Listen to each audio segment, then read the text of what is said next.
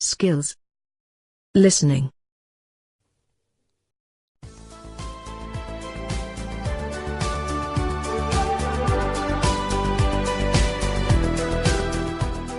Today we'll discuss the changes in roles performed by men and women in the family. Changes in family life have made men's and women's roles more alike than ever, as the wives are also responsible for the family finances. Family experts say the old notions of who does what in families may be more and more unclear. Men are not the sole breadwinners for the family like they used to be, and they are becoming much more involved in housework and parenting.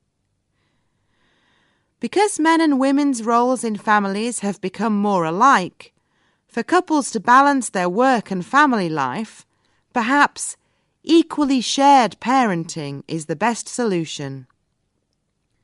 Equally shared parenting means the conscious and purposeful sharing in 4 domains of life. 1. Child raising. Both parents have equal responsibility to nurture and to take care of the children. 2. Breadwinning. Husbands' and wives' careers are equally important. 3. Housework. The household chores should be equally divided between the wife and the husband. 4. Recreation.